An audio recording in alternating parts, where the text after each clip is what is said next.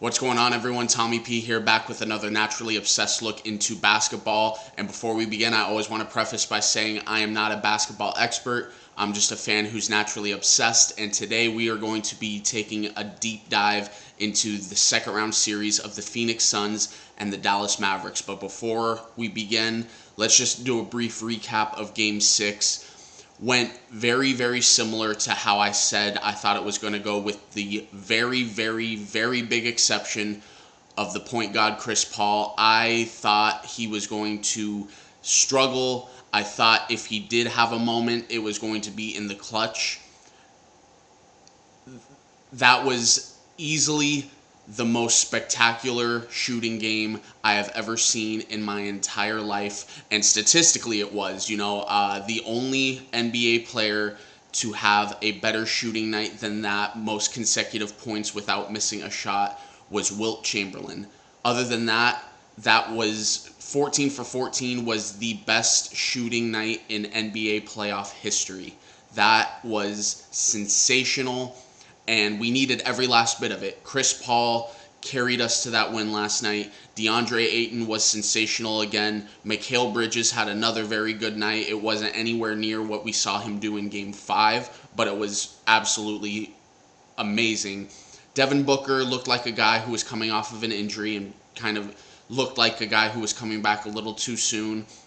Fortunately, Monty kept his minutes low, and he escaped with no injury. And I think now that it's over with, now that we can see the outcome, I think it's going to be a positive for him coming back that one game prior to Game 1, because he probably would have had to knock the rust off a little bit in Game 1. Probably still a little bit of rust to knock off, especially with that injury still healing. I guarantee you he's not 100% yet, but he's going to be much better than we saw last night in Game 6. So I tip my cap to the New Orleans Pelicans, and Willie Green played an absolutely outstanding series. I don't think the series was as close as it looked on a surface level. I think it kind of seemed that way because the two Pelicans wins were very convincing wins, and the Suns only won 2 games by double digits. So two of the 4 Suns wins were very hard-fought wins. So I don't think the series was as close as a lot of people are going to say on a surface level. But all in all, an 8 seed gave the best team in the NBA everything they could handle, and they have nothing to be ashamed of, and they are going to be a tough team going forward, especially if they get Zion Williamson back healthy next year, in shape. Who knows what they're going to do in the offseason, because they have a top 10 draft pick that they got from the Lakers Anthony Davis trade. It's just things are looking nothing but up for the Pelicans. That being said, I was never worried. I kept telling you all, don't worry, we're fine, we're good, we're going to get through this. And now I am even more confident that we are fine and good, because the Mavericks present absolutely zero defensive problems that the Pelicans gave us. This is a very favorable matchup, and I'm going with the Phoenix Suns in 6 games. And the only reason I'm going with the Phoenix Suns in 6 games is because, as I said on social media yesterday, you have to give Luka Doncic the respect he deserves. The guy is a top 5 NBA player, no doubt about it. Jason Kidd has done a very, very good job with that team, and they've been a completely different team since the All-Star break. Spencer Dinwiddie's made that team a lot better. Jalen Brunson has come to life. That guy's going to get a massive payday in the offseason. But again, I am not worried whatsoever, and here's a few reasons why. A lot of what this series is going to come down to is going to be not only how much can you limit Luka Doncic. Notice how I said limit and not stop, because you are not stopping that man. The Suns have 2 guys that I think are really good defensive matchups against Luka Doncic in Mikal Bridges and Jay Crowder. So both of them are going to go at him. I think Game 1, Game 2, you're going to see how well each guy can individually guard, but I think you're also going to see a little bit of blitzing mixed in there in the beginning also, because we saw how well in Games 5 and 6 that made a difference against Brandon Ingram. I am not Do not get it twisted. I am not saying you can compare Brandon Ingram and Luka Doncic. What I'm saying, though, is you've shown you have the defensive abilities and to do it well of blitzing and double teaming your team's best player. So don't try to get too cute, Monty. You know what I mean? Like, just try to limit on the spot, get out to an early series lead, and let's see what adjustments they make before you have to make any. Just go with what was working in this series, what won you the Pelicans series, and see how well they handle it. So, defense, like I said, the Mavericks were making noise because throughout most of the first half of the season, they were a top 3 defensive team in the NBA. And then in the second half of the season, at the trade deadline, they made the trade of picking up Spencer Dinwiddie. And there was a lot of noise made about how much better Dinwiddie made the Mavericks, especially coming off the bench into the fourth quarter, all that. And it's true, the numbers, you look at it and like, wow, they're a better team. Not enough people are talking about, however, how that impacted the defense for the negative. I just want to read you a couple stats that I was going through because I knew this because it was a focal point in a podcast I was listening to. I just didn't realize how significant the drop was. So overall, if you look at this is how good the Mavericks were defensively in the first half of the season. Overall, entire 82-game season, the Phoenix Suns finished with the 3rd best overall defense. The Mavericks finished with the 7th best overall defense. Top 10 defense, that's really good. You can make some noise as a playoff team, right? So if you go to the final games after the All-Star break, the Phoenix Suns were the number 6 defense, consistent. So they're definitely a top 5 overall defense. The Mavericks, however, since the All-Star break, finished as the 16th best defensive team. That is a significant drop. So they're not the same team defensively. You pick up Spencer Dinwiddie, you are not the same team defensively. You're not even a top 10 defense. Another thing that gives me a lot of confidence in this, I'm looking at basic shooting numbers, assist numbers, all that head-to-head. The Suns, they're a significantly better shooting team than the Dallas Mavericks. The Mavericks have very funny statistic, actually. The Phoenix Suns and the Mavericks have the exact same ranked three-point shooting defense. They both held opponents to 34% from 3.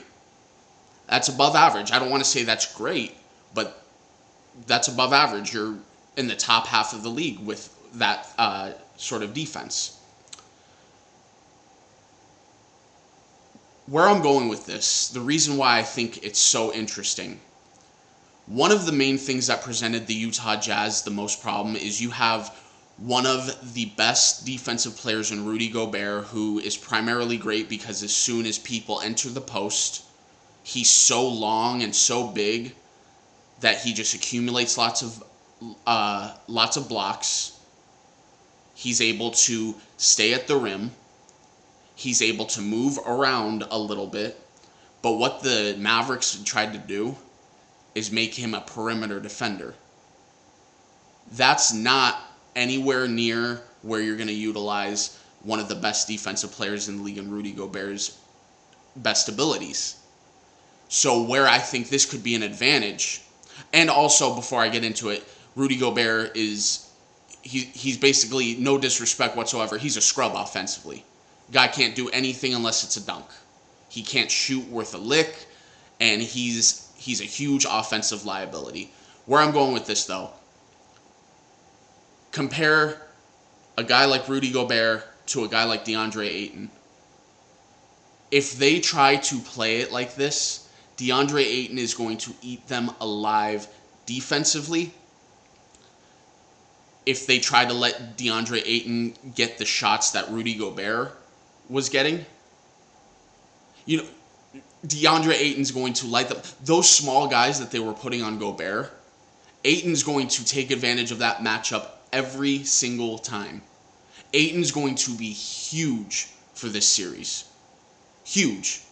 Because you look at the starting lineup, who on that starting lineup is someone defensively that you're like, oh wow, like they're going to present a problem to them? You have Maxi Kleba, who's coming off the bench. Starters are Dorian Finney-Smith. You got Reggie Jackson. I'm sorry, not Reggie Jackson. Reggie Bullock. That's not going to make a difference. You're not going to put Luka on him. You're not going to put Brunson on him, obviously.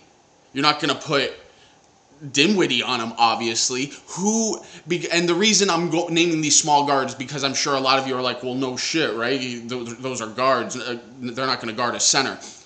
Jason Kidd, throughout this entire playoffs, has primarily gone with a 7-8 man rotation. The only people that are getting significant bench time, and by significant I mean more than like 7 or 8 minutes, Spencer Dinwiddie, Maxi Kleba, and Josh Green. That's it. And I didn't mention Dwight Powell in the starting lineup. Dwight Powell's not going to be able to do anything against DeAndre Ayton either defensively. So, tell me, before I get into my next point in the comments down below, who's going to stop DeAndre Ayton? No one.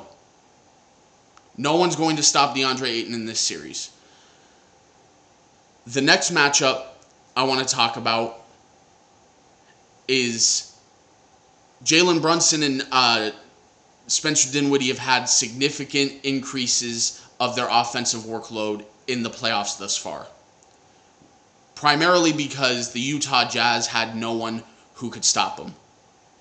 I want to give a shout out to Bogdanović because he played a very good series. I know it ended very poorly. That was a beautiful open three to win the game, and unfortunately he did not nail it, but he played a very, very good series, and I don't think it goes 6 games without him. So, tip of the cap to you. But Conley, he's old now. He's not what he was. He's never been the best defensive player, but he could get stops when he needed to when he was younger. Donovan Mitchell, same thing. You know, he's not old, obviously, but defense is not his strong point. He can get the occasional stop when he needs to. But the guards that the Suns have, Chris Paul, all-time great defensive point guard. All-time great. Devin Booker does not get talked about enough when it comes to his defense. For some reason, he still carries the bias that he is not a great defensive player because of what he was in his first 3 years in the league. Do me a favor if you're watching this and saying, oh, Booker's not... Look at the defensive numbers. Do some research yourself. Look at the defensive numbers. Tell me what you see. More importantly, though, here's a shot. Watch the damn game. Devin Booker is a good defensive player. I am not going to say he's a great defensive player, but he is a good defensive player. Off the bench, I think Torrey Craig is going to get some of his minutes back. Guard that perimeter. Jay Crowder, like I mentioned before, he's going to be huge defensively. And just a gut feeling, he was cold most of that series. And those of us who have been watching Jay Crowder for the last 2 years know he can get ice cold, but damn it, he can get red hot. You got to ride out those cold streaks in order to enjoy those hot streaks. And he was so cold that entire first round. I have a feeling those hot streaks are coming. Those hot streaks are coming. Aaron Holiday and Cam Payne are going to be huge for this as well. I have a little bit of a question as far as how good they're going to be defensively against Dinwiddie. Brunson, I don't think they're going to be asked when Chris Paul is on the bench to be on Jalen Brunson as much. I think that's going to be something that if Luka's on the floor while Chris Paul is on the bench, I think they're probably going to have Booker on Brunson, and they're going to have either Jay or Mikal on Luka. But yeah, no, defensively, I'm a little worried about Brunson. Dinwiddie, I'm not worried about him at all. The guy is a brilliant basketball player, very, very underrated. But he is a lot like Chris Paul in the aspect of, I think he just makes the right decisions.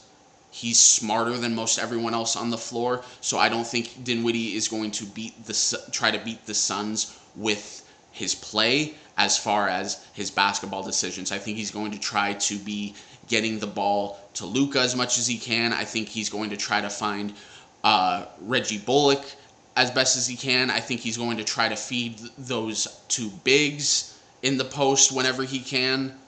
But I think they're going to learn very quickly that they're not going to be able to get much off of DeAndre Ayton in the post, not with these bigs. There's literally nothing I'm worried about. As far as I'm concerned, the path to the Western Conference Finals is clear as day. Clear as day. The Warriors and the Suns are they're hoping to make this as quick as they possibly can so they can be as fresh to go to have an all-out battle in the Western Conference Finals. And before I get off here, I've mentioned this in prior videos. I just want to mention it one more time because I think one of the main storylines of this game, of this series, besides Chris Paul trying to make it back to the finals and the Suns trying to repeat as Western Conference champs and win the finals, it's going to be Luka Doncic versus DeAndre Ayton. The guy who went number one versus the guy people say should have gone number one.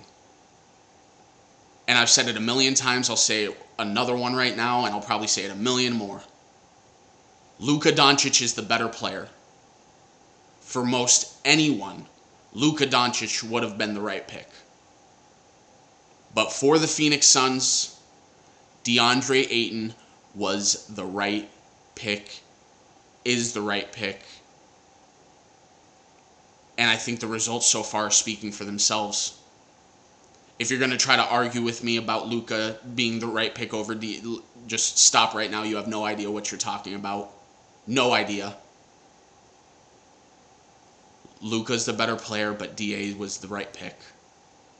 And I think there's a reason why in head-to-head matchups, Luka's only beaten DeAndre Ayton one time. One time. That's it. When DA is on the court against Luka Doncic, DeAndre Ayton has spanked that ass. Spanked it. So don't try to argue with me on that.